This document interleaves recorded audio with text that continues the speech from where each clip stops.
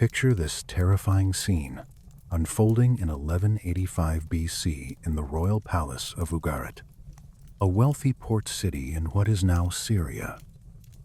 You're not casually watching a sunset over the Mediterranean. You're watching a scribe literally running for his life down the stone corridors. His hands shake violently, uncontrollably, as he jams a reed stylus into a wet clay tablet with desperate urgency. He isn't composing poetry or recording trade accounts. He is carving a death warrant for his entire civilization. My father, behold, the enemy's ships came here. My cities were burned, and they did evil things in my country. He doesn't bother checking the grammar or fixing mistakes. There's no time. He throws the tablet into the pottery kiln. He needs it to bake hard immediately, so he can send it by fast courier to the king of Cyprus. He needs an army. He needs reinforcements. He needs a miracle. But the miracle never comes. Archaeologists found that tablet 3,000 years later, still sitting in the oven where he placed it, unbaked and unsent. The city of Ugarit fell before the tablet dried. The walls collapsed under the assault. And ironically, the fires set by the invaders finished baking the clay tablet the scribe had desperately tried to save. The scribe died waiting for the tablet to dry, for help that never arrived. This single object freezes the exact moment the lights went out on an entire civilization. This is the Bronze Age collapse. It is history's most terrifying, unsolved murder mystery. 8 distinct, flourishing civilizations didn't just slowly decline over centuries. They were extinguished like candles in a hurricane within a single generation. Before we dive into this forgotten story of catastrophe and survival, smash that like button and subscribe to Maproom Battles for more hidden truths that challenge what you think you know about history. Drop a comment telling me where you're watching from. It's incredible. We're exploring this ancient apocalypse together across millennia, connected by our shared need to understand how civilizations die. Now we need to understand exactly what died in that oven, what was lost forever. Drop your preconceptions of primitive tribes banging rocks together in caves. The world of the late Bronze Age, circa 1300 a 1200 BC, was a sophisticated mirror of our own modern world. It was interconnected, globalized, and wealthy beyond imagination. If you walked the crowded streets of Hattusa in Turkey, or the grand boulevards of Thebes in Egypt, you would see international diplomats arguing over border tariffs and trade agreements. You would see merchants checking shipping manifests and calculating profit margins. You would see a world locked in a tight embrace of international commerce and diplomacy. We know this because the ocean floor tells no lies. Off the coast of Turkey near Kaş, archaeologists discovered the Uluburun shipwreck. This wasn't just a boat that sank. It was a floating FedEx distribution center of the ancient world. Its cargo hold contained a staggering checklist of Bronze Age globalization, 10 tons of copper ingots from Cyprus, 1 ton of tin from Afghanistan, glass beads from Egypt, ebony logs from Nubia, ivory from Syria, and amber jewelry that had traveled all the way from the Baltic Sea in Scandinavia of thousands of miles. Think carefully about that supply chain for a moment. For a single bronze sword to exist in the hands of a Greek warrior, a miner in the mountains of Afghanistan had to dig up tin ore from deep shafts. A merchant had to transport it thousands of miles across mountains and hostile tribal territory.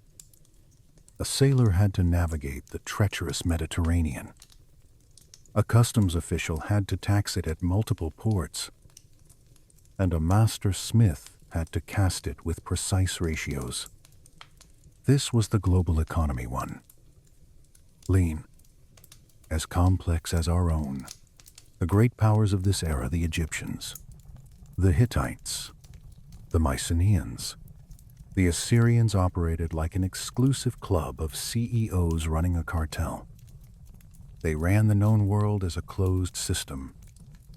They exchanged diplomatic letters complaining about late shipments and asking for doctors to cure their eye infections and infertility. They married each other's daughters to seal trade deals and political alliances. King Hattusili III of the Hittites even signed a formal peace treaty with Ramesses II of Egypt that included an extradition clause for political refugees, international law that feels shockingly modern. They had stability. They had centuries of accumulated prosperity. They had the dangerous arrogance to believe it would last forever.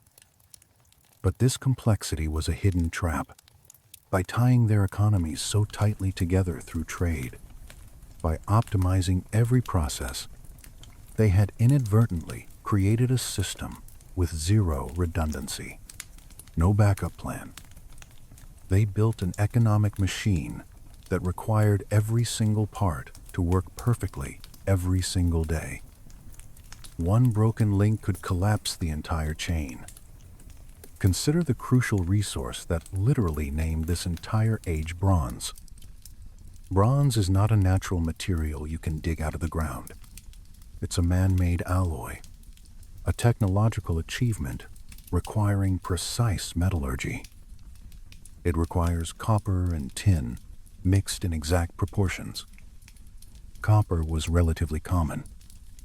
You could find it throughout the Mediterranean, especially on the island of Cyprus, which is actually where the English word copper comes from.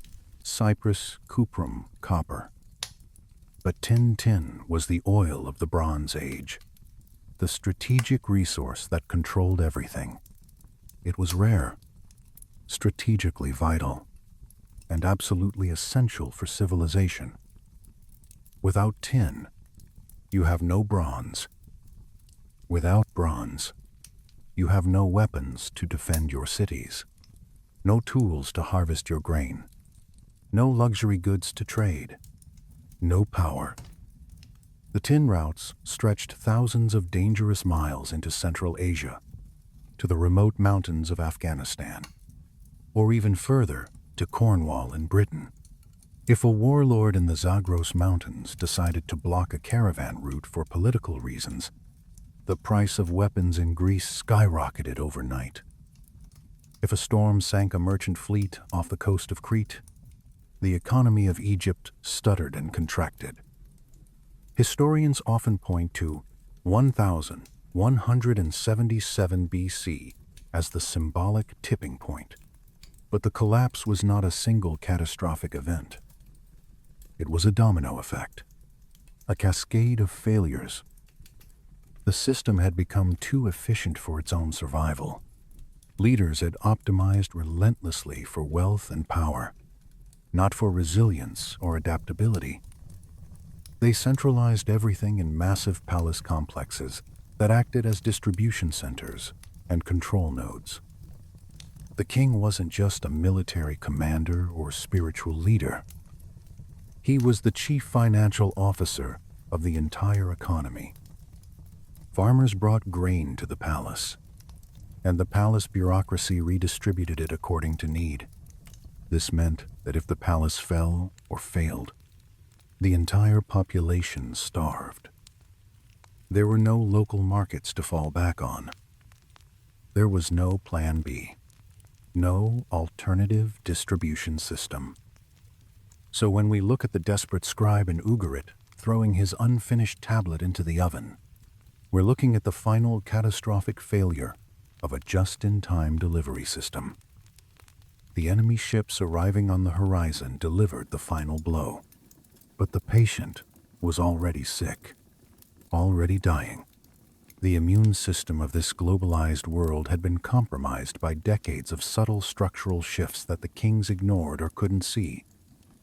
They were too busy building ever larger monuments to their own glory to notice the fault lines opening beneath their feet.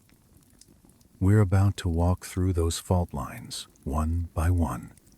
We'll track the disaster as it spreads like a plague, jumping from the geological fault lines of the earth itself, to the hungry bellies of the poor, to the breaking social contract, and finally, to the blood-soaked shores of the Nile. To understand how this apocalypse unfolded, you have to look closely at the weapon trembling in a soldier's hand. A Mycenaean warrior, standing on the ramparts of his hilltop citadel, didn't grip a piece of iron or steel. He held a short, leaf-shaped sword made of bronze, beautiful, deadly, and ultimately obsolete. This metal gave the entire era its name, but it also sealed its fate. Bronze is a demanding, unforgiving master. Unlike iron, which you can dig out of the ground in almost every country on Earth, bronze does not exist in nature anywhere. It is a human invention, a technological marriage between two distinct chemical elements, copper and tin. The metallurgical recipe is strict and unforgiving. You need precisely 90% copper and 10% tin by weight. Deviate significantly from that ratio, and your sword either bends uselessly in combat or shatters on impact, killing you. Here lies the fundamental geopolitical nightmare of the late Bronze Age. Geology played a cruel joke on these civilizations. Copper was relatively easy to find throughout the Mediterranean world. The island of Cyprus was essentially a floating copper mine. Ancient texts called it the Copper Island. They dug it up by the ton, smelted it, and exported it everywhere. But tin was the blood diamond, the crude oil, the rare earth mineral of the ancient world. It was rare, elusive, and desperately needed by every civilization. The major civilizations of the Mediterranean, the Hittites in Turkey, the Egyptians along the Nile, the Mycenaeans in Greece, had almost zero local sources of tin within their territories. To get it, they had to rely on a supply chain that stretched dangerously thin across the entire known world, thousands of miles. The primary sources lay in the Badlands of modern-day Afghanistan, or even further in the remote, foggy mists of Cornwall in the British Isles, the edge of the known world. Think carefully about the logistics. For a pharaoh to equip his elite chariot corps with bronze weapons and armor, a donkey caravan had to trek through the Zagros Mountains, navigate the constantly shifting tribal conflicts of Mesopotamia, cross the burning deserts of the Levant, and finally reach a Mediterranean port to be shipped by sea to the Nile Delta. Every mile added cost. Every border crossing added tariffs and bribes. Every mountain pass held the risk of bandits. Every tribal territory required diplomatic passage. This harsh reality forced the ancient world into a state of hyperglobalization that was not chosen but necessary. Isolation was impossible. If you wanted your civilization to survive and thrive, you had to trade. You had no choice. This desperate necessity birthed what historians call the palace economy, a system that centralized absolutely everything. The kings did not merely tax their subjects or regulate trade. They owned the entire economy outright. Picture the great citadel of Mycenae in Greece. It wasn't just a military fortress or royal residence. It was a massive warehouse, a distribution center, an accounting firm. The archaeological records are filled with linear bead tablets, baked clay, covered in bureaucratic script that read exactly like modern Excel spreadsheets.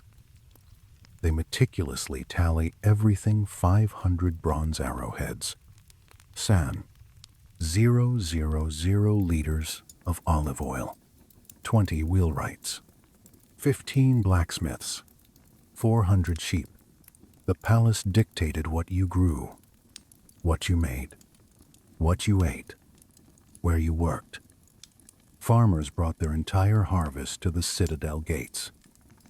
Artisans brought their finished goods.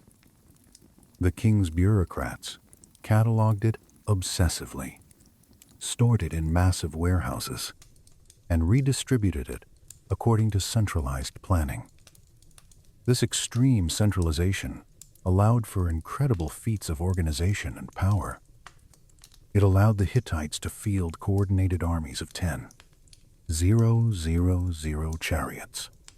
It allowed the Egyptians to build the massive Ramesseum temple complex. But it stripped the common people of all resilience and autonomy. The average farmer had no personal savings, no private stockpile, no economic independence. He relied entirely on the palace for his survival. He gave his grain to the king's collectors, and the king gave him back a ration of barley and a bronze sickle to harvest next year's crop. If the palace failed, he had nothing. The kings, meanwhile, grew addicted to the flow of international luxury goods. They treated diplomatic relations like a family business of wealthy cousins. The Amarna letters, a cache of clay tablets found in Egypt, reveal the petty bickering of these superpowers. The king of Babylon writes angrily to the pharaoh, complaining that the gold sent to him was impure and demanding more. The Hittite king asks for a doctor to cure his infertility. They call each other brother in formal correspondence, but they act like rival CEOs guarding their market share jealously. They established a standard currency for international trade, but it wasn't coins or precious metals. It was the oxhide ingot. These were massive slabs of pure copper, cast in distinctive shapes resembling the hide of a skinned animal, weighing roughly 60 pounds each. They were heavy, standardized in weight, and stackable like modern shipping containers. You could load a merchant ship with hundreds of them. The Uluburun wreck we mentioned earlier carried 10 tons of copper ingots and 1 ton of tin, the exact 1:1 ratio needed to create 11 tons of bronze. That single ship represented enough metal to equip a small army for an entire campaign. The loss of that one ship must have been a catastrophic financial blow to whoever owned its cargo. But imagine if the loss wasn't just one ship. Imagine if the entire trade route itself was permanently severed by war or political collapse. By the 13th century BC, this international network had become too efficient, too optimized. It had eliminated all the slack, all the buffers.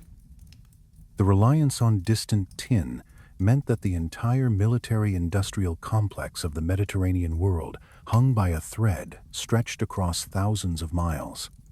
If the trade routes from Afghanistan were cut by war or instability, the foundries would stop producing. Without new bronze production, tools would wear out and couldn't be replaced. Plows would break. Weapons would dull. The agricultural surplus that fed the palace bureaucrats would vanish. The kings of the late Bronze Age believed they had tamed chaos through superior administration and organization. They believed that as long as the scribes carefully tallied the ingots and the priests poured the ritual libations, the system would hold forever.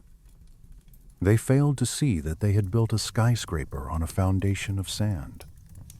They had created a world where a political crisis in Afghanistan could cause a famine in Greece. And the crisis was coming. It didn't start with an invading army or a political assassination. It started with the Earth itself turning violently against them. The planet was about to enter a period of violent geological and climatic upheaval that would test this rigid, top-down system to its absolute breaking point. The kings could command armies of thousands. They could issue laws, but they could not command the rain. And they certainly could not command the ground beneath their feet to stay still. The first domino was about to fall, and it would fall from the sky and from beneath the earth simultaneously. The ground betrayed them first. For decades, archaeologists excavating across the Mediterranean were puzzled by the sheer number of destroyed cities in the archaeological layers corresponding to the Late Bronze Age. They found fallen walls, crushed skeletons, and warped stone pillars from Troy in the north to the Levant in the south. For a long time, they automatically assumed these were the direct result of warfare and human violence. But careful analysis revealed that warfare leaves very specific marks, arrowheads embedded in walls, sword cuts on bones, evidence of looting and deliberate destruction. Many of these ruins showed something completely different. Walls blown outward from the inside by lateral force. Bodies trapped under rubble mid-stride, caught by surprise. Foundations shifted by massive force beyond human capability. Geologists call this terrifying phenomenon an earthquake storm.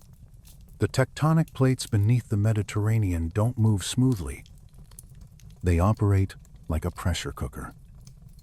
When one fault line finally slips and releases its stored energy, it transfers enormous stress to the next section of the fault, triggering a devastating chain reaction.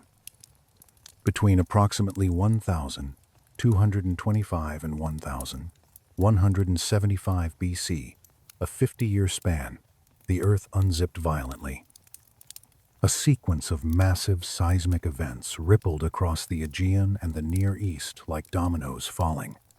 We're not talking about a single bad afternoon or even a bad year. We're talking about half a century where the ground refused to sit still, where earthquakes struck repeatedly. Imagine the psychological terror this created. The ancients did not understand tectonic plates or geology. To them, an earthquake was a direct, unmistakable sign of divine anger against humanity. The king's primary religious job was to mediate with the gods, to ensure cosmic stability through proper rituals. When the palace walls crumbled during religious ceremonies, it wasn't just a structural failure. It was a theological crisis that shook the very legitimacy of the ruling class. The legitimacy of the king shook along with the foundations of his citadels. But a civilization can potentially rebuild after an earthquake. You can stack the stones back up. You can repair walls. What you absolutely cannot fix is a sky that stubbornly refuses to rain year after year. While the ground shook beneath them, the climate turned hostile. For years, historians debated whether drought was truly a significant factor in the collapse or just a convenient literary excuse used by ancient writers. But recent hard science has definitively ended that debate. Paleoclimatologists drilled deep into the sediments of ancient lakes and the floors of the Mediterranean Sea. They examined fossilized pollen grains trapped in the mud for 3 millennia, creating a year-by-year record of vegetation. The story told by that microscopic pollen is terrifying. Around the end of the 13th century BC, the pollen from lush forests and agricultural crops vanishes almost completely from the geological record. It is replaced rapidly within a generation by the pollen of dry steppe vegetation, hardy weeds and scrub, capable of surviving in arid wastelands. The data points unambiguously to a mega drought, a rapid climate shift that cooled the ocean's surface temperatures and shut down the rainfall patterns that watered the breadbaskets of Greece and Turkey. This was the death blow for the palace economy we described. Remember, this system was a centralization machine. The farmers gave their grain to the king, and the king redistributed it. The system relied entirely on consistent agricultural surplus, but when the rains failed year after year, the surplus evaporated. The massive warehouses in Mycenae and Hattusa stood empty, their shelves bare. We have written proof of this desperation preserved in diplomatic correspondence. In the final days of the Hittite Empire, the great king wrote a frantic letter to the pharaoh of Egypt, his rival turned desperate ally. The Hittites, once the most feared military power in Anatolia, were reduced to begging for food. The letter reads bluntly, "I have no grain in my lands." Another piece of correspondence is even more chilling in its desperation. It is a matter of life or death. Egypt, blessed with the reliable annual flooding of the Nile, held out longer than the others. They sent charity shipments of grain north to their starving rivals, trying to keep the international system functioning. But even the Nile eventually dropped to dangerously low levels. The global food supply chain snapped. The combination was absolutely lethal. The earthquakes shattered the physical infrastructure, destroying ports, warehouses, roads. The drought destroyed the biological infrastructure, killing the crops and the herds. The complex, sophisticated system we admired earlier turned into a trap with no escape. There was no resilience built in. There were no local gardens or private stockpiles to fall back on because the palace had monopolized all production. Hunger is a powerful motivator that overrides all social conditioning. A starving man does not care about the divine right of kings or ancient traditions. He does not care about international treaties or proper rituals. He cares about survival, about feeding his children. As the heat rose and the granaries emptied year after year, the social contract between the rulers and the ruled began to disintegrate. The people looked up at their high walls and their kings' golden chariots and their massive palaces, and they realized a devastating truth: their leaders could no longer protect them from the world. The palaces were no longer sanctuaries offering protection. They were targets full of hoarded grain.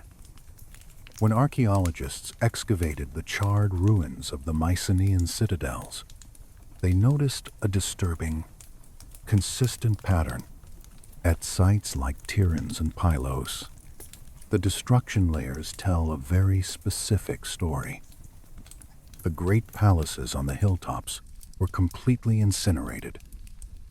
Their limestone blocks were turned to lime by the intensity of the heat, indicating deliberate, sustained fires. But often, the lower towns, the humble mud brick homes where the commoners lived, were left relatively untouched by fire. This does not look like the footprint of a foreign invasion at all. Foreign armies loot and burn everything indiscriminately. This looks like a revolution, like targeted destruction by people who knew exactly what they hated. We must fundamentally reconsider the popular narrative of the barbarian at the gate. Before the first Sea People's ship appeared on the horizon, the Bronze Age civilizations were already at war with themselves, tearing themselves apart from within. The social contract was broken. For centuries, the unspoken deal was simple and clear. The peasant surrendered his freedom and his harvest to the king. And in exchange, the king provided physical protection from enemies and spiritual favor from the gods.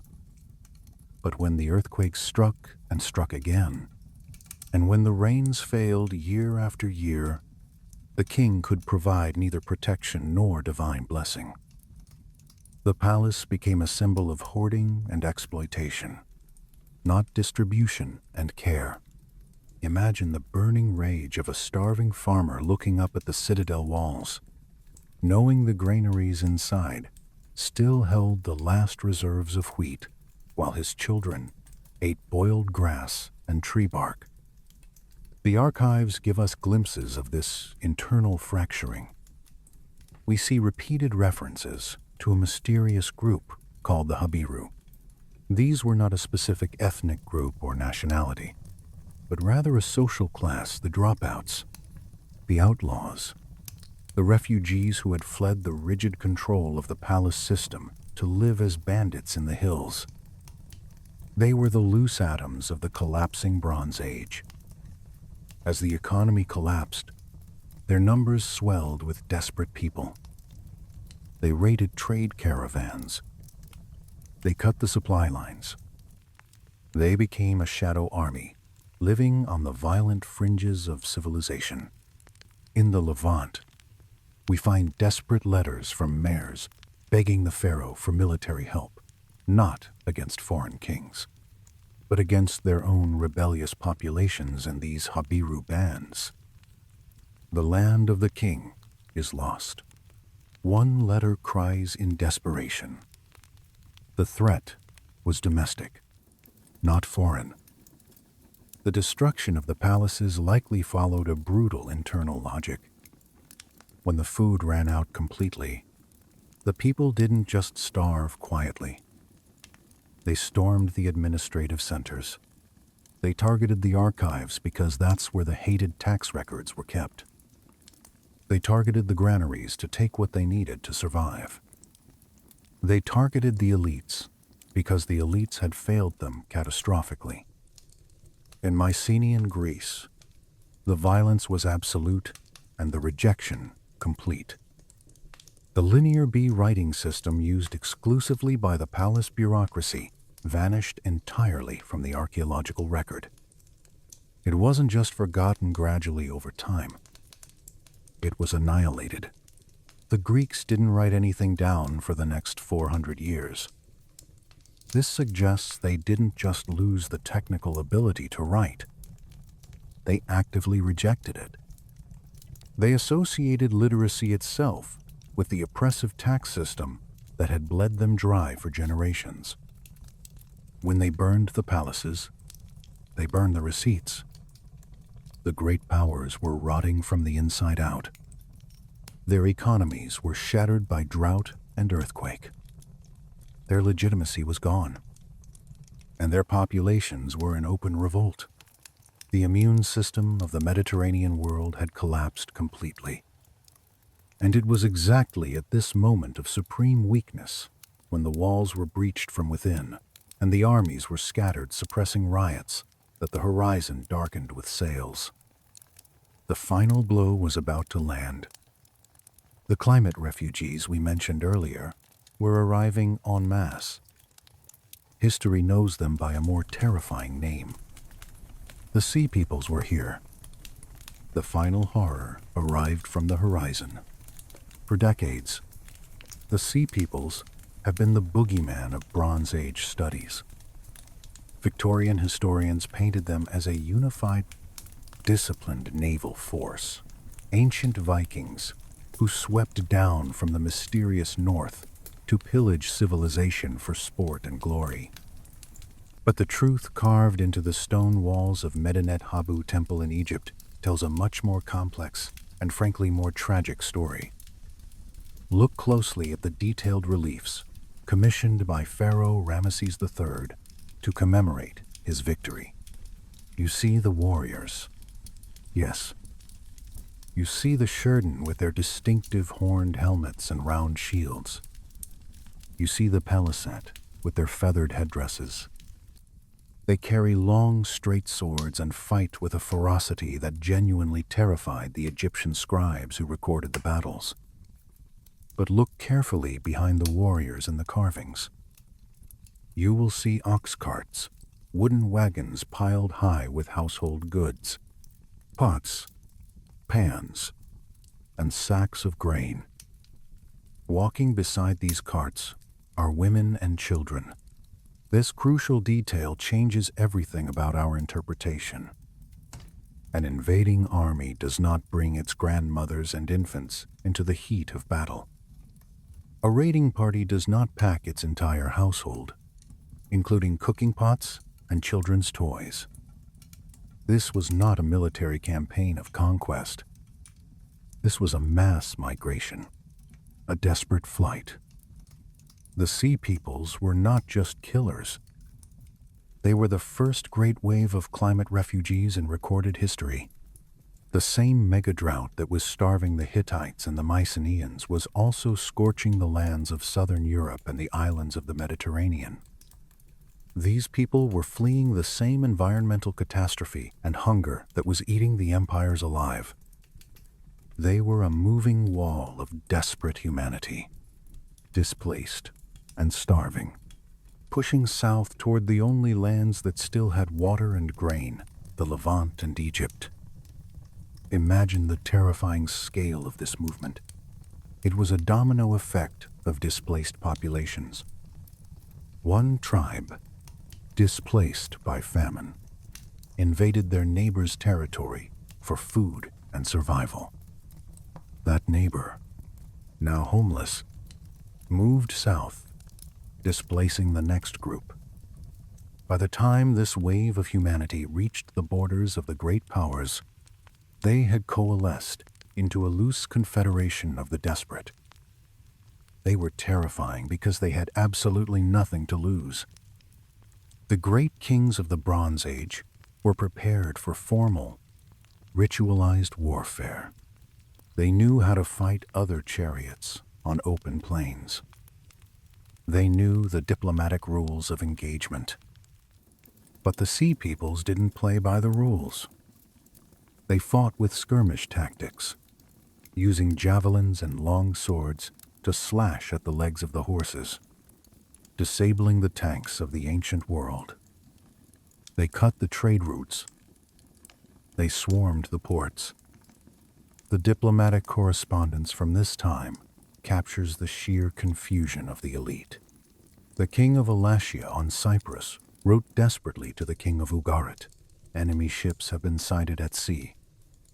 But before a proper defense could be mounted, the ships were already landing. These weren't strategic strikes. They were desperate landings by people looking for food and land. The tragedy of the Sea Peoples is that they're often blamed for causing the collapse, but they were largely a symptom of it. They were the vultures circling a dying animal, the system that rigid, interconnected, top-down structure we discussed was already shattering under the unbearable weight of earthquakes, drought, and internal rebellion. The Sea Peoples simply kicked down the rotting door. When they arrived at the great cities, they found starving populations and demoralized garrisons. In many cases, the local oppressed classes might have even welcomed the Sea Peoples as liberators, or at least joined in the chaos to loot the palaces of their own hated masters. The wave crashed over the Levant, erasing city after city. Ashkelon, Hazor, Megiddo, they fell one by one like dominoes. And now this tidal wave of desperate warriors and starving families was turning its hungry eyes toward the biggest prize of all, the last bastion of stability in the collapsing world. They were heading for Egypt. The dominoes began to fall first in Anatolia. The Hittite Empire, the great rival of Egypt, the superpower that had mastered chariot warfare and stood toe-to-toe with Ramesses the Great at the Battle of Kadesh, simply evaporated from history. For a long time, historians believed Hattusa, the Hittite capital, was stormed in a glorious, bloody siege. But recent excavations paint a more disturbing picture of abandonment. The royal palace wasn't filled with the bodies of soldiers fighting to the last man. It was empty, looted from within. The precious items, the gold statues, the official records, the fine jewelry were gone, taken. The king and his court saw the end coming. They packed up the treasury and fled like thieves in the night, abandoning the city to its fate. They left the common people behind to die. Shortly after the elite escaped, the city was torched. Who lit the match? It might have been the Sea Peoples. It might have been the Casca Mountain tribes seeking revenge. Or perhaps it was the starving, furious citizens themselves, enraged at their leaders' cowardice. The result was the same. The walls of Hattusa, which had stood for 4 centuries, turned black with soot and collapsed. The empire that ruled all of modern-day Turkey was erased from the map. The infection spread south to the coast of Syria, to the gleaming, wealthy city of Ugarit. This brings us back to that desperate clay tablet in the oven.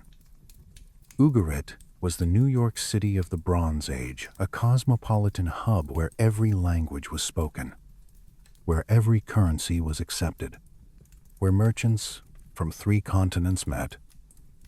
It was too rich to fall. It was too important to fail. But the letters found in the ruins of the House of Ertenu, a high-ranking official, revealed the terrifying speed of the collapse. As enemy ships approached, the king of Ugarit, Hammurabi, sent desperate messages to his allies, begging for news and help. He wrote to the king of Wallachia on Cyprus, begging for information. The reply he received was chilling. Be on the lookout. Fortify your towns. Where are your troops and your chariots stationed? Hammurabi's response is one of the saddest documents in all of history. My troops are in the land of the Hittites, and my ships are in Lycia. They have not yet returned. The global alliance system had backfired catastrophically. Ugarit had sent its army to help the Hittites and its navy to help the Lycians. The city was defenseless at the moment it needed defense most. When the blow landed, it was total and absolute. There was no siege. There was only slaughter and fire. The invaders breached the walls, looted the warehouses, and set the entire city on fire. The heat was so intense that limestone blocks turned into powder.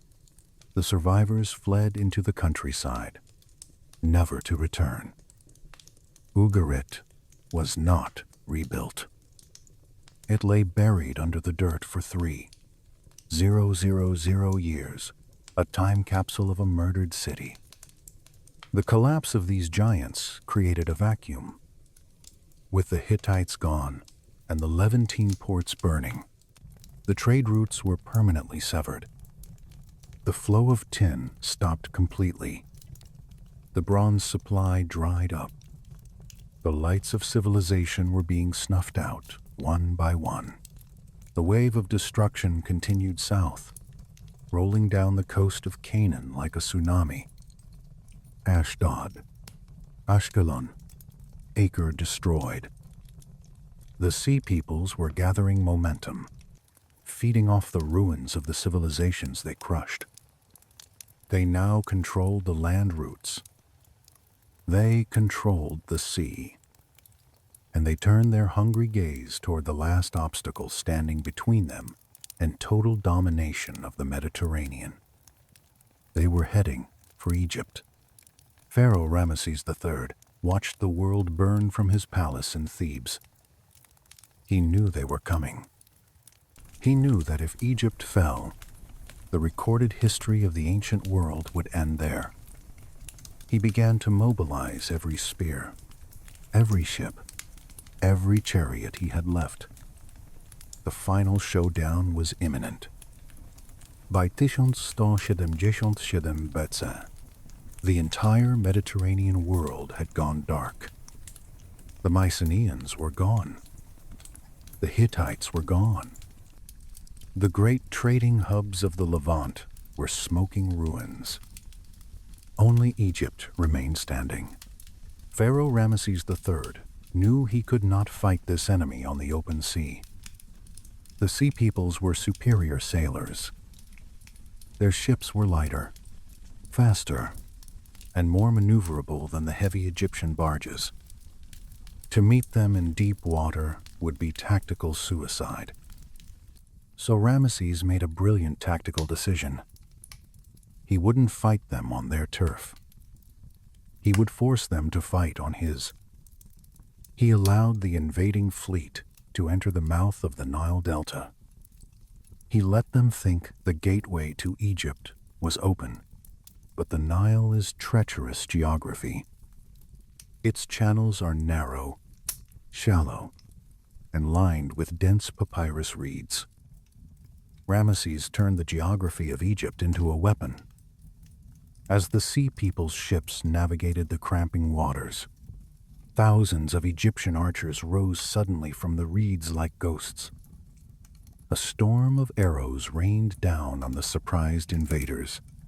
On the banks, the pharaoh's soldiers used grappling hooks to drag the enemy ships toward the shore, capsizing them or boarding them to slaughter the crews in close quarters combat. The temple walls at Medinet Habu immortalize this moment in gruesome, detailed relief. You can see the chaos. Ships are overturned. Sea People's warriors are flailing in the water, pierced by arrows. Egyptian soldiers stand triumphantly on piles of dead. Ramesses III carved his victory speech into the stone with typical pharaonic humility to those who reached my boundary. Their seed is not. Their hearts and their souls are finished unto all eternity. He had done the seemingly impossible. He had stopped the apocalypse. He had defeated the force that had erased 8 other civilizations. He took thousands of prisoners, branding them with his royal cartouche and settling them in strongholds in Canaan. Some of these captives, the Peliset, would eventually become known to history as the Philistines. But as the smoke cleared over the delta and the bodies were counted, the terrible reality set in. Egypt had won the battle, but it had lost the war. The victory was financially ruinous. Mobilizing the entire army and navy for months drained the treasury completely. More importantly, even though Egypt survived as a political entity, all its trading partners were dead. There was no one left to sell grain to. There was no one to buy gold and luxury goods from. The international network that fueled Egypt's wealth and power had vanished. The economic consequences hit home almost immediately. A few years after this glorious military victory, the scribes and artisans building the royal tombs in the Valley of the Kings stopped working. They simply put down their tools. They hadn't been paid their rations of grain. They marched to the nearby mortuary temples and sat down in protest, refusing to move until they were fed. This was the first recorded labor strike in human history. Think about the bitter irony. Ramesses III had just saved the entire world from the Sea Peoples, but he couldn't afford to feed his own tomb builders. The God King was bankrupt. The pharaonic authority, which had stood unbroken for 3,000 years, began to crack visibly. Egypt didn't collapse overnight like the Hittites. but it entered a long, slow slide into irrelevance. It became a shadow of its former self, a hollow shell where priests fought over scraps of power while the sands encroached on the monuments. The Bronze Age was over. The heroes were dead. The palaces were burned. And the global economy was shattered into pieces. The survivors were left standing in the ashes, looking at a world that had suddenly become much smaller, much quieter, and much darker. When the fires finally burned themselves out across the Mediterranean, a strange, heavy silence fell over the known world. The great powers were gone. The diplomats were gone. The merchant ships were gone. The international trade network was gone. Historians call the period that followed the Dark Ages. And for once, this dramatic name isn't hyperbole. It's accurate. The population of Greece plummeted by perhaps as much as 75%. Think carefully about that number. 3 out of every 4 people were gone, killed by war, starved by drought, lost to disease, or scattered in migration. The survivors didn't live in palaces or citadels. They huddled in small, isolated hamlets, farming just enough to survive season by season. The cultural regression was terrifyingly absolute. The most chilling evidence of this ancient apocalypse is the complete loss of institutional memory. In Greece, the linear B script, which had been used for centuries to track the complex palace economy, vanished entirely. It wasn't just that people stopped writing. They forgot how to write at all. For nearly 400 years, the Greeks were completely illiterate. There were no written records of any kind. The oral tradition took over. Stories of the great age of heroes of Achilles, of Odysseus, of Agamemnon were passed down by wandering bards around campfires because no one could write them down. When the Greeks finally learned to write again centuries later, using a new alphabet borrowed from the Phoenicians, they looked at the massive ruins of Mycenae and Tiryns with total bewilderment. They looked at the limestone blocks weighing tons and couldn't conceive that their ancestors had the technology and organization to lift them. So they invented a myth to explain it. They said men didn't build these walls. One-eyed giants, the Cyclopes, built these fortresses. They had become squatters, living in the ruins of their own history, unable to understand their past. The quality of material life collapsed. Pottery, which had once been decorated with vibrant octopuses and elaborate scenes of daily life, became simple and geometric. Fine jewelry disappeared from graves. The international trade that brought lapis lazuli from Afghanistan and ivory from Africa stopped dead. If you lived in a village in 1100 BC, your world ended at the horizon. You ate what you grew. You wore what you spun. The globalized, interconnected world was a distant memory, a golden age that felt more like a fairy tale than real history. But there is a paradox here worth considering. While the Dark Age was a disaster for the elite and for cultural achievements, it might have been a relief for the common person. The crushing tax burden of the palace economy was gone. The kings who demanded your grain and conscripted your sons for their wars were dead. The massive bureaucracy that counted every sheep and every jar of oil had evaporated.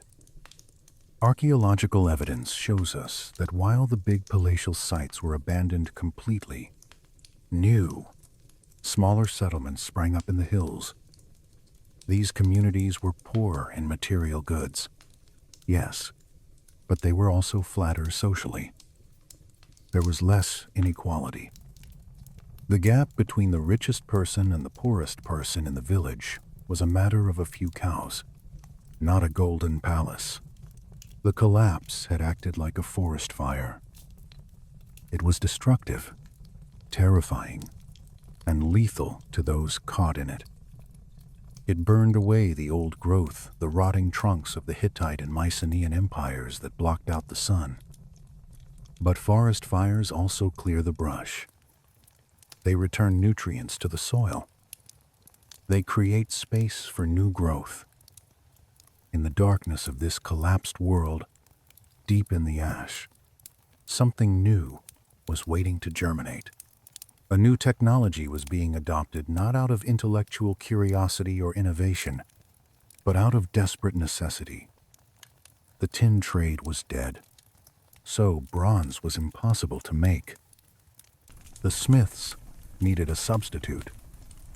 They turned to a metal that was uglier, harder to work with, but available everywhere. Iron. The end of one world was simply the violent birth pangs of the next. Necessity is the mother of invention.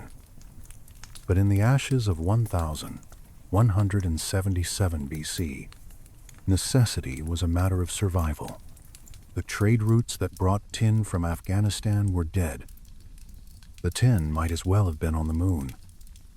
The smiths of the Mediterranean faced a crisis. They had copper, but without tin, they couldn't make bronze. They looked at their broken tools and defenseless villages and realized they had to adapt or die. They turned to the red dirt beneath their feet. Iron had been known to the ancients for centuries, but it was considered inferior, a novelty metal, difficult to work with, requiring much higher smelting temperatures than copper or bronze. But it had one supreme advantage that changed everything. It was everywhere. You didn't need a global supply chain to find iron ore. You could dig it out of a bog in Greece or a hillside in Italy. The shift to the Iron Age was not just a technological upgrade. It was a political revolution. Bronze was an aristocratic metal.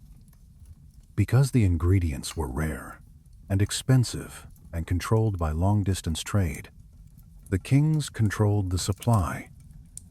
They controlled who got a sword and who got a plow. They monopolized violence.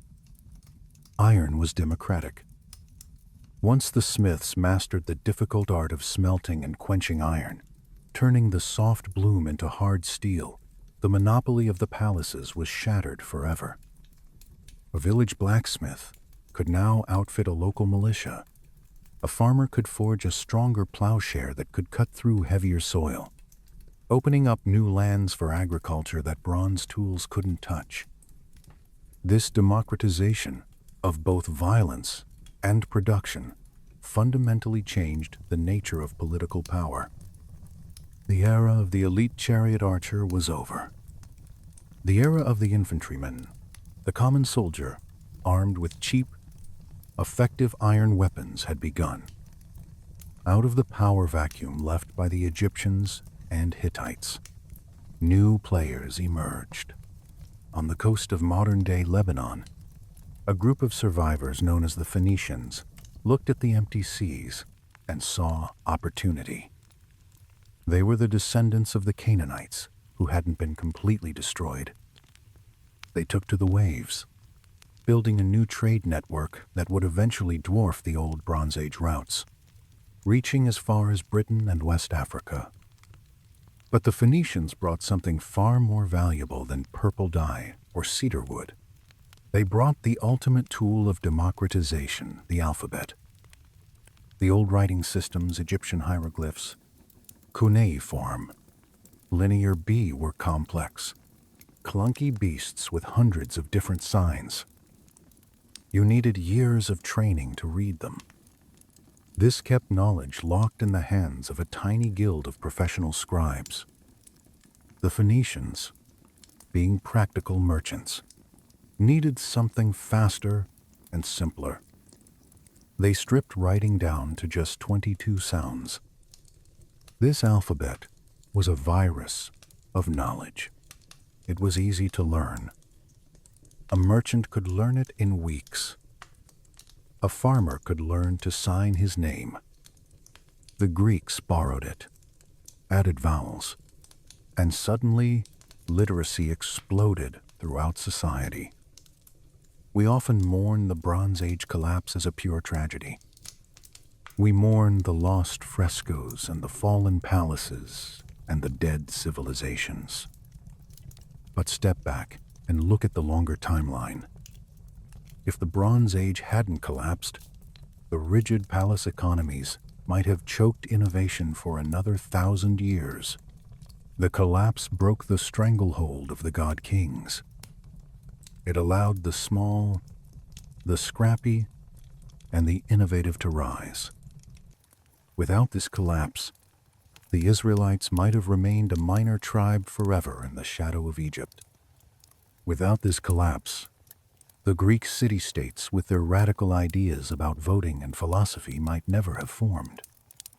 The fire of 1177 BC burned down the old forest.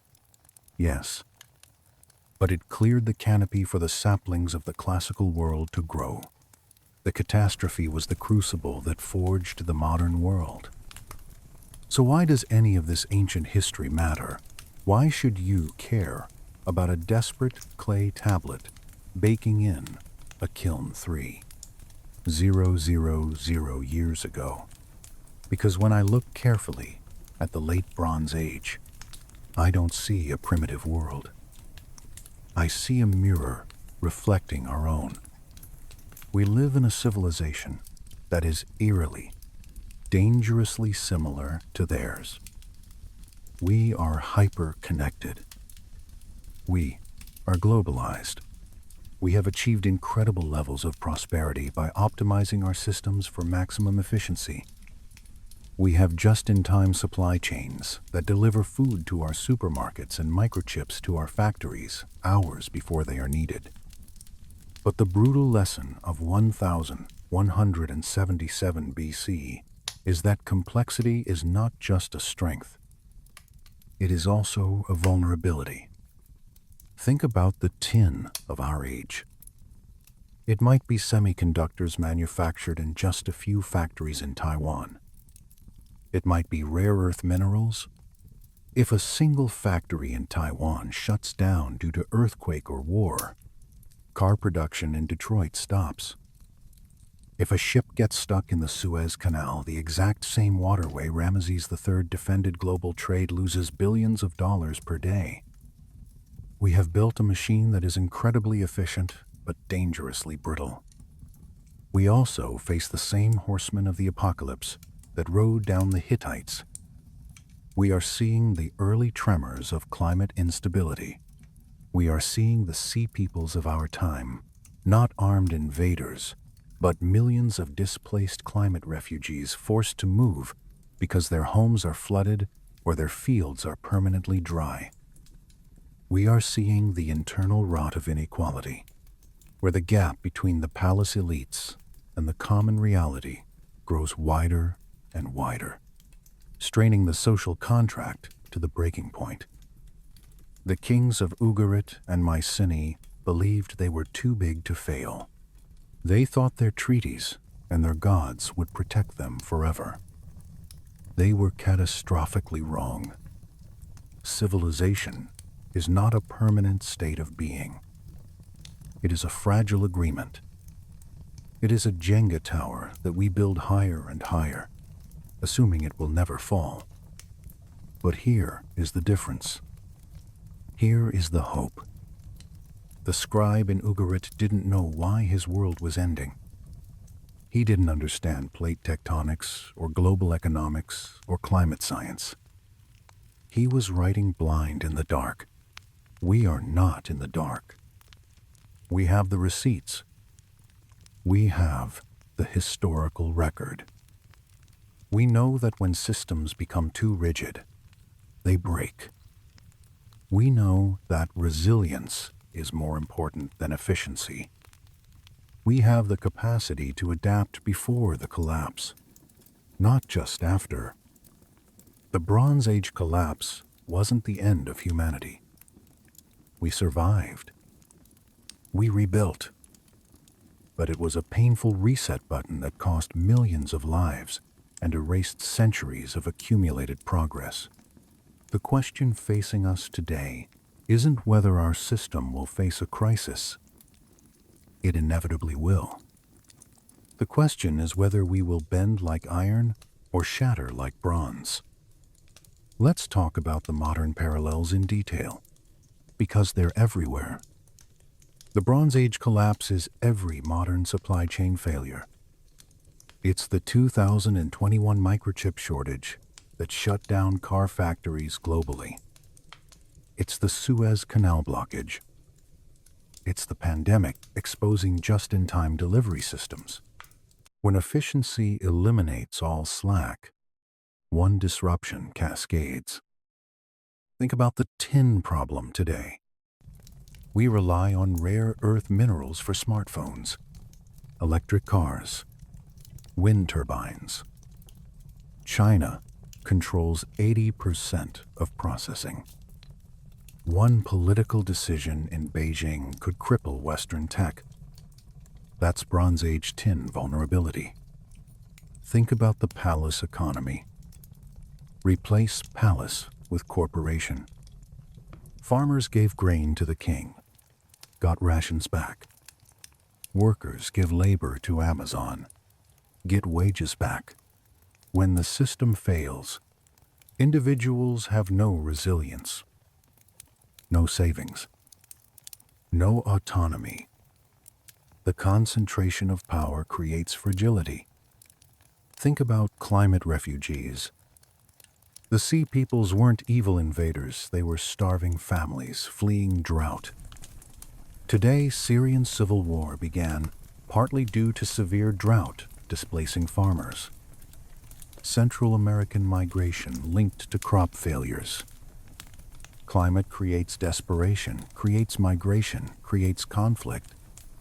Think about earthquake storms.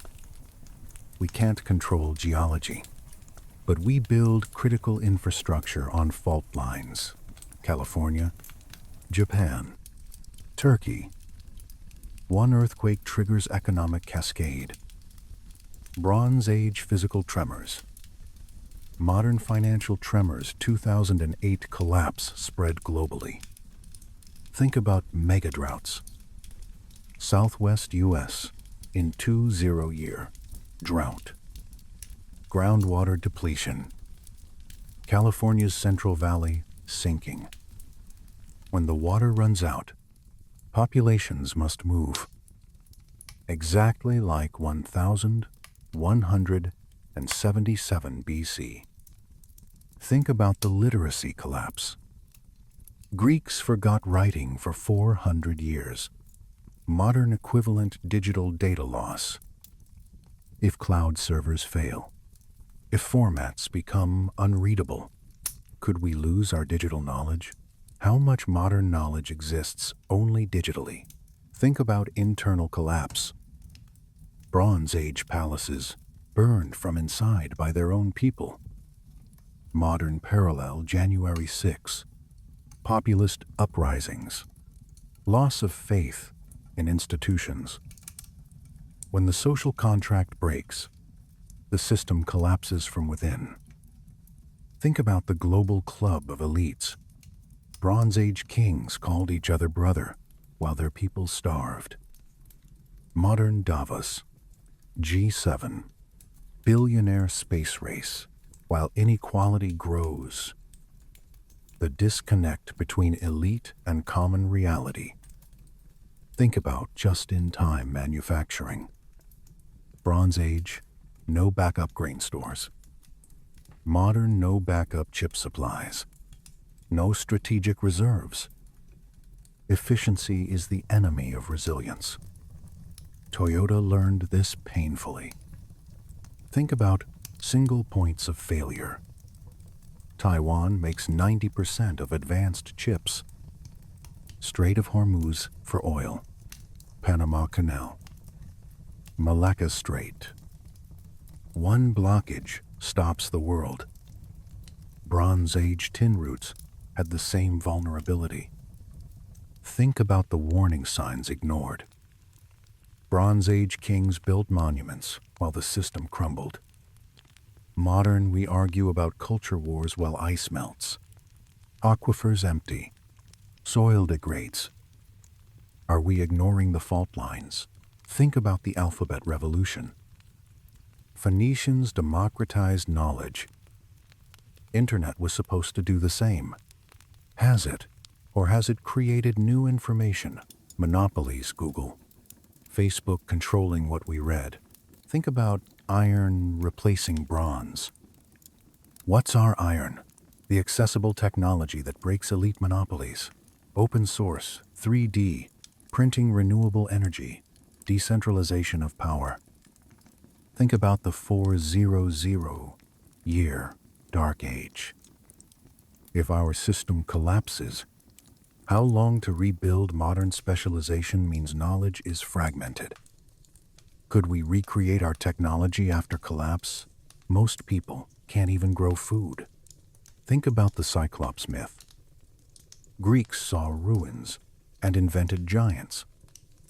Future humans might see our ruins, nuclear plants, skyscrapers, and create similar myths. Ancient giants built this. Think about the population drop. 75% of Greeks died or left. Modern equivalent climate models predict billions displaced. Where do they go? Mass migration creates conflict. Think about the loss of trade. Bronze Age Mediterranean trade stopped. Modern, if global shipping stops, pandemic. War. Energy crisis. Shelves empty in days. We're even more vulnerable. They could farm. We can't. Think about the diplomatic system collapse. Bronze Age Amarna, letters stopped. Modern, what if? International institutions fail. UN. Vital. Who? Without coordination. Each nation for itself. Cooperation collapses. Think about the treasury bankruptcy. Ramesses III won, but was broke. Modern U.S. military spending. Win wars, but can't afford infrastructure. Healthcare. Education. Military victory. Domestic collapse. Think about the first labor strike. Egyptian tomb workers. Modern lying flat in China. Great resignation in U.S. When the system doesn't provide, people opt out. Think about monumental building while citizens starve. Bronze Age palaces hoarded grain. Modern billionaire space race. Luxury bunkers while homelessness rises. The palace mentality persists. Think about specialized knowledge loss. Linear B, scribes died. Skill lost. Modern Boeing lost engineering knowledge between 737 generations. Wells Fargo lost foreclosure documents. Knowledge loss happens fast. Think about the oxide ingot. Standard currency enabled trade. Modern dollar as reserve currency.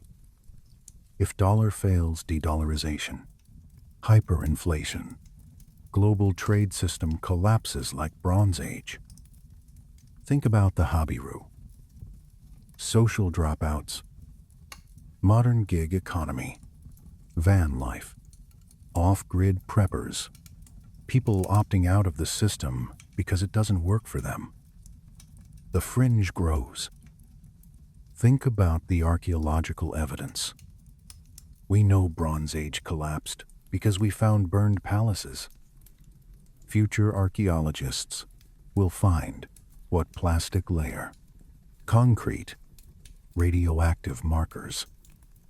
What will they conclude about us? Think about the seed vault.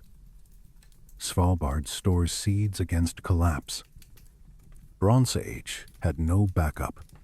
We're trying to build resilience. But is it enough? One vault versus global system. Think about the writing on the wall. Ugarit. Tablet enemy ships came. Modern warnings, IPCC reports. Doomsday clock. Are we the scribe frantically writing as doom approaches? Think about the multi-generational timescale. Collapse took 50 years. Modern climate change. Soil depletion. Water scarcity playing out over decades. Slow-motion collapse is still collapse. Think about the myth-making after collapse. Odyssey written 400 years later. Mixing truth and fantasy. How will our era be mythologized? What truth will be lost in future retellings? Think about the survivors. After collapse, Greeks lived simpler but perhaps happier lives. No tax collectors, no conscription. Sometimes collapse is liberation. Modern would simpler be better. Think about the technology plateau. Bronze Age reached limits of bronze technology. Are we hitting limits of silicon chips? Fossil fuels. Next breakthrough needed, or plateau continues. Think about the naval warfare. Ramesses lured sea peoples into Nile channels. Modern Taiwan Strait, Gulf of Aden, South China Sea. Geography still determines naval strategy. Some things never change. Think about the cascading failures. Earthquake, drought, famine, revolt, invasion, modern pandemic, supply chain, inflation, political instability. One crisis triggers the next. Think about the assumption of permanence. Bronze Age thought they'd last forever. Romans thought the same. Modern American century. European Union. Chinese century. Does any system last forever? Think about the interconnection paradox. Connection created wealth, but also vulnerability. Modern internet creates prosperity, but also cyber vulnerability. Every connection is a potential failure point. Think about the elite escape plan. Hittite king fled with treasury. Modern billionaire bunkers in New Zealand. When collapse comes, elites plan to escape, leaving commoners behind. Pattern repeats. Think about the loss of complexity. Bronze Age complex writing lost. Modern, if power grid fails, how much technology becomes useless? Complexity requires maintenance. Think about the archaeological preservation. Ugarit preserved because fire baked tablets. Modern paper degrades. Digital data corruptible. Ironically, our advanced storage is less permanent. Think about the refugee integration. Philistines were sea peoples settled by Ramesses. Modern refugee integration success or conflict. Historical precedent shows both outcomes. Think about the economic contraction. Bronze Age economy shrank 90%. Modern Great Depression was 25% contraction. Can modern economy handle Bronze Age level collapse? Think about the religious crisis. Earthquakes meant gods were angry. Modern. What happens to faith when systems fail? Do people turn to religion or away from it? Historical evidence shows both. Think about the generation that experiences collapse. Bronze Age, one generation saw the end of everything. Modern are we, the generation Gen Z watching systems fail. Think about the knowledge preservation attempts. Some tablets survived buried. Modern Foundation archives. Long now. Space probes. Attempts to preserve knowledge for future. Think about the decentralization after collapse. Bronze Age centralized palaces replaced by village communities. Modern blockchain. Decentralized energy. Local food. Reaction to centralized fragility. Think about the oral tradition revival. Bronze Age stories survived through bards. Modern podcasts. YouTube. Oral storytelling revival. When systems fail, humans return to basics. Think about the relearning curve. Greeks took 400 years to redevelop writing. Modern, if we collapse. How long to rebuild? Do we even have the raw materials left? Think about the environmental degradation. Bronze Age deforestation. Soil depletion contributed. Modern, same problems at global scale. We're repeating their mistakes, knowing better. Think about the survivor's guilt. Some cities survived, others didn't. Modern, why does Silicon Valley thrive while Detroit collapsed? Geographic, policy, luck, guilt of survivors. Think about the political fragmentation. Bronze Age empire replaced by small states. Modern EU fracturing, US polarization, global order fragmenting into competing blocs.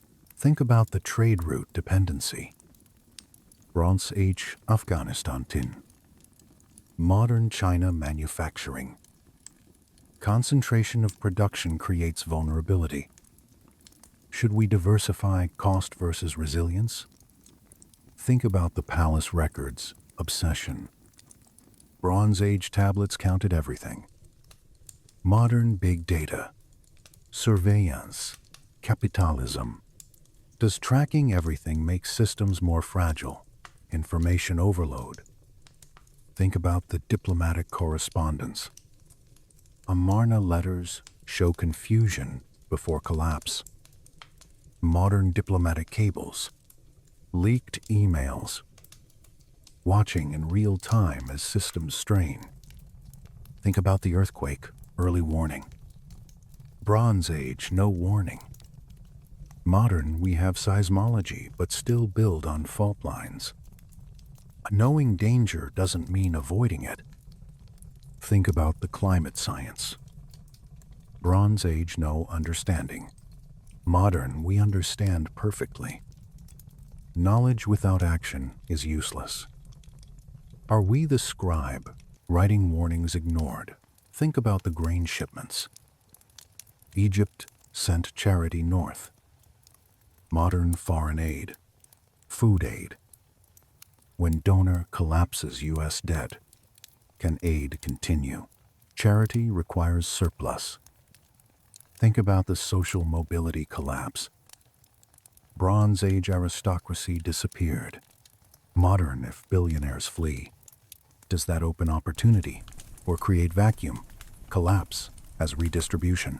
Think about the technology. Regression. Bronze Age palace tech lost. Modern, if chip fabs fail. Can we rebuild? Do we still have the knowledge? Paper blueprints. Think about the language evolution. Linear B died. Greek evolved. Modern English dominance. Dying languages. If systems collapse, which languages survive? Simplest, most adaptive. Think about the material culture degradation. Bronze Age pottery quality dropped.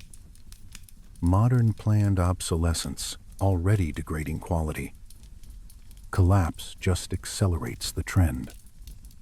Think about the myth as history. Trojan War, mythologized. Modern, how much current history is actually myth? Iraq WMDs, future historians sorting truth from propaganda. Think about the generational forgetting.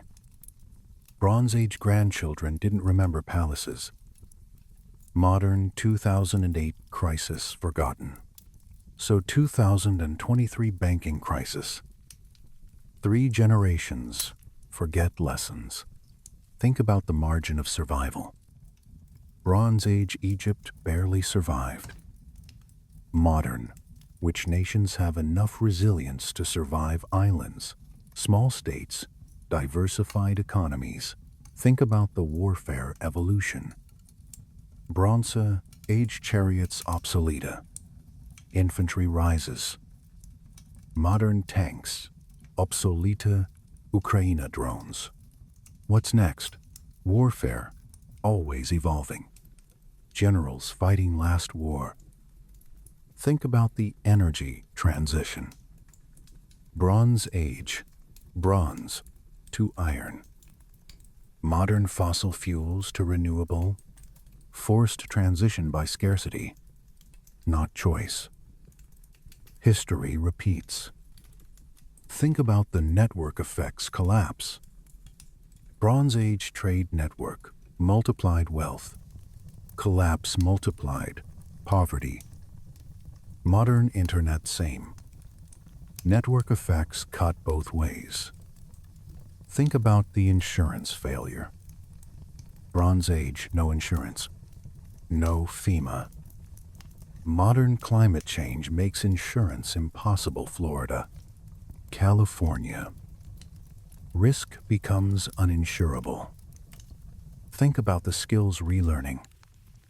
Bronze Age relearned agriculture, blacksmithing, modern homesteading, maker movement, preppers.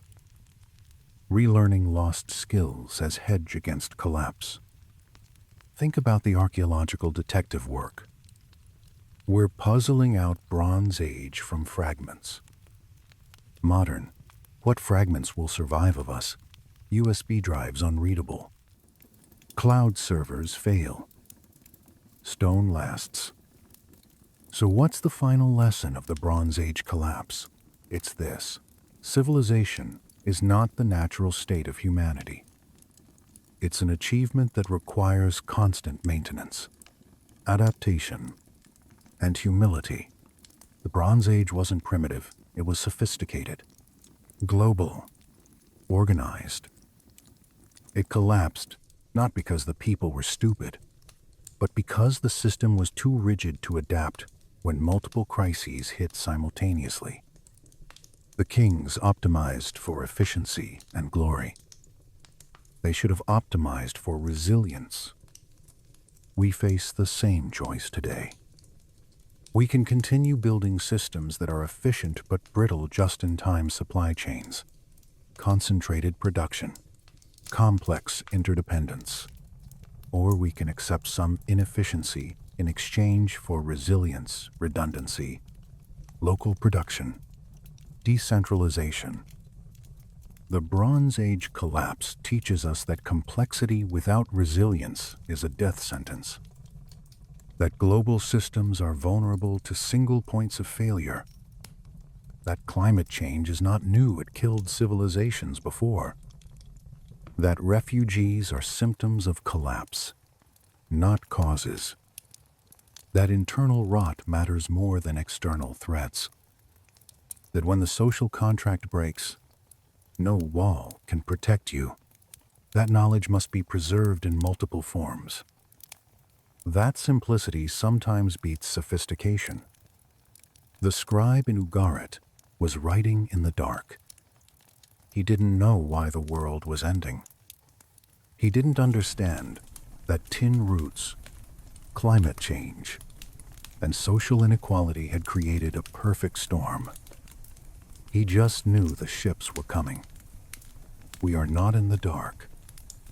We have the historical record. We understand the mechanisms of collapse. We see the warning signs.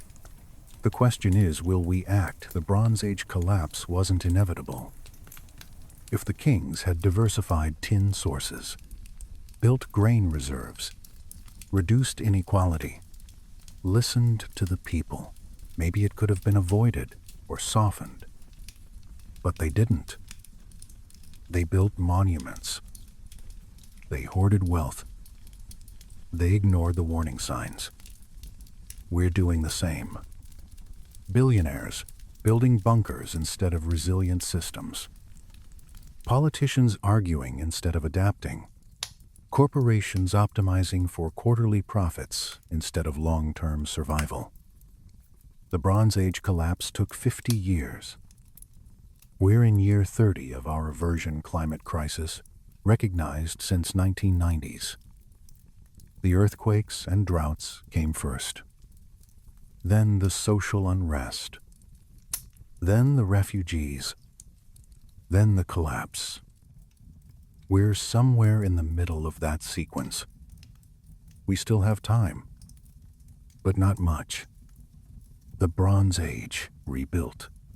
It took 400 years of dark ages, but eventually the Greeks, Phoenicians, and Israelites created something new. Iron Age democracy, alphabetic literacy, ethical monotheism, the foundations of Western civilization. Collapse cleared the ground for new growth. But do we want to go through 400 years of darkness to get there? Wouldn't it be better to adapt now? The choice is ours. Bend or break. Iron or bronze. Resilience or efficiency. Adaptation or catastrophe. The tablets are baking in the oven. The enemy's ships are on the horizon. What will we choose? If this deep dive into ancient catastrophe gave you a new perspective on modern fragility, smash that subscribe button for Maproom Battles. We're building a library of history's crucial warnings. Drop a comment. Do you think we're in the early stages of our own Bronze Age collapse? Are we the scribe writing warnings, or are we the kings ignoring them? History doesn't repeat, but it rhymes. The Bronze Age collapse rhymes with our present moment. Same vulnerabilities, global trade, climate stress, inequality, complexity, elite disconnect, different technologies, same human patterns. The past is never dead. It's not even past. It's a mirror showing us our future. Will we look? Thanks for watching. Remember, they thought they were too big to fail. So do we. Learn from history. Build resilience. Adapt before crisis. Or become the ruins future archaeologists puzzle over.